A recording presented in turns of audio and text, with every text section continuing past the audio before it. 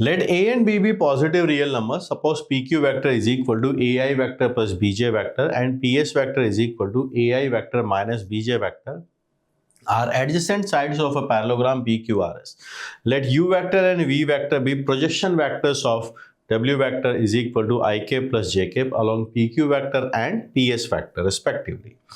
If modulus of the magnitude of U vector plus magnitude of V vector is equal to the magnitude of W vector. And if the area of parallelogram PQRS is 8, then which one of the following statement is not true? MCQ question पूछा गया JEE advance 2020 के अंदर पूछा गया, paper 2 के अंदर vectors का question है जो one of the favourite student topic रहता है स्टूडेंट्स का।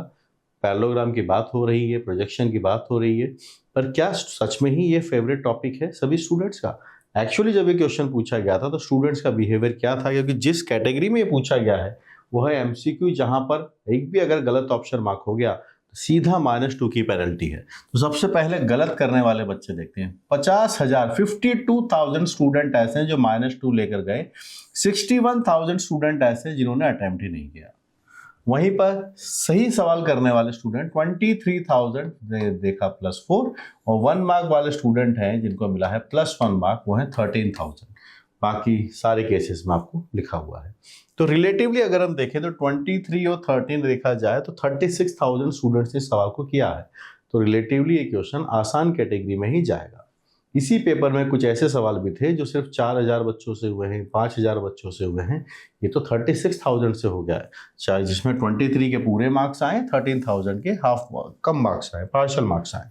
चलिए शुरुआत करते हैं, कॉन्सेप्ट को प्रिसाइज करते हैं और आगे बढ़ते हैं, देखते हैं क्या अपने पास लिखा गया है। A and B are positive real numbers, so A and B are positive real numbers given है। PQ वेक्टर है, PS वेक्टर है, एडजेसेंट साइड्स ऑफ PQRS है। ये पैरेललोग्राम हमने बनाया, अगर एक छोटा सा कच्चा सा डायग्राम बनाएं, PQRS, ये PQ वेक्टर, ये PS वेक्टर, ठीक है। हमें दिया गया है, एक बात और थी इसके अंदर, हमें एरिया दे रखा था कि 8 है। सो फिर एरिया ऑफ पैरेललोग्राम की हम बात करते हैं। एरिया ऑफ पैरेललोग्राम वो हमारे पास आना चाहिए PQ और जो PS वेक्टर है, इन दोनों का क्रॉस प्रोडक्ट,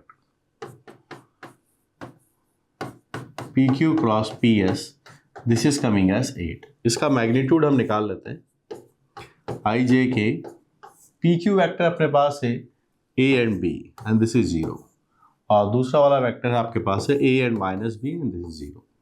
ये मैग्नीट्यूड हमें इसका निकालना है, डिटर्मिनेंट के बाद मैग्नीट्यूड भी निकालना है। तो I कैप के साथ अगर आप देखें तो 0 है, B के साथ देखेंगे वो भी 0 है, बात बनती है तो K के साथ बनेगी, -AB times K cap, this is return as 8। आपके पास से 2AB की वैल्यू 8 आता है, यानी यहां से AB का वैल्यू 4 आता है, AB इज कमिंग एज 4, ठीक है। फर्स्ट कंडीशन, जहां पर हमें पता है कि दोनों का प्रोडक्ट भी, दोनों की वैल्यूज कैसी पॉजिटिव है, ध्यान रखेंगे, और दोनों का प्रोडक्ट आया है 4।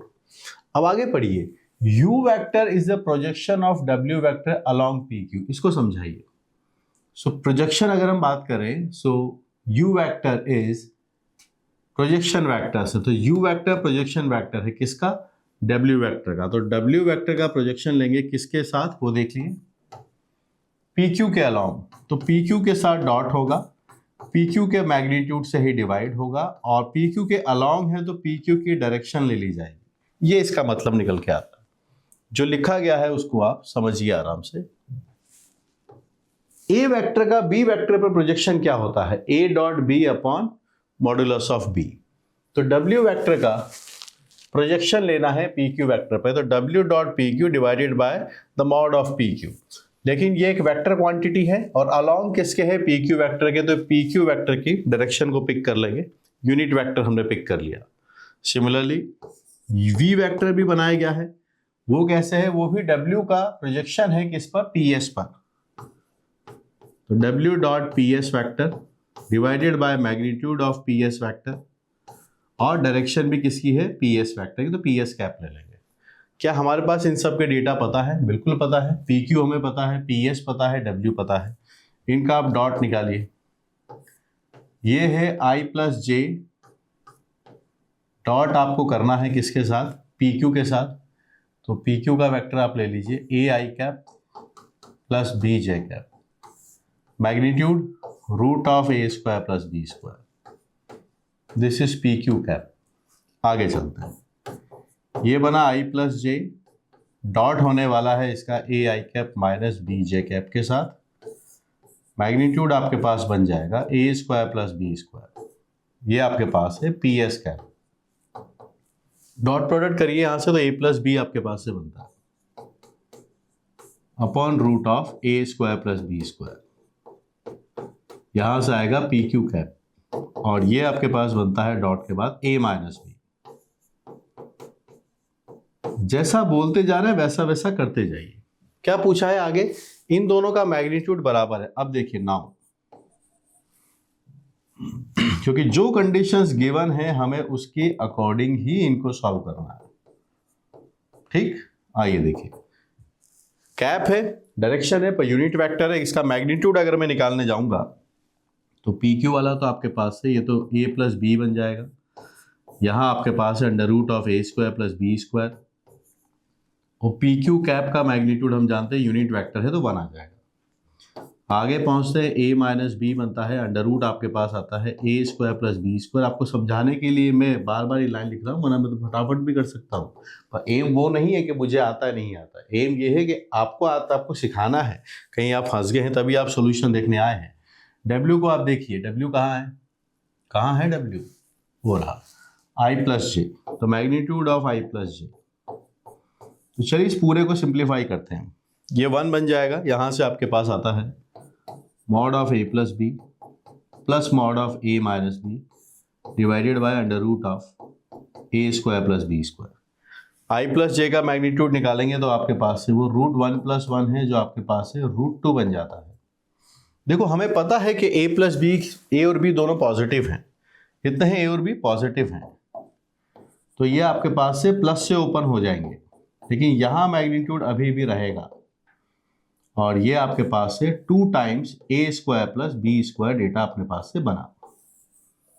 आइए constant A plus B bracket में mod of A minus B is equal to root of 2 times A square plus B square, ये रिजल्ट है। और एक बात और पता है कि ए बी का वैल्यू कैसा है, 4 है, और एक बात और पता है कि दोनों कैसे हैं, पॉजिटिव है। सॉल्व करना ही पड़ेगा, डेटा पूछे जा रहे हैं हमसे, तो चलिए फिर सॉल्व करते हैं।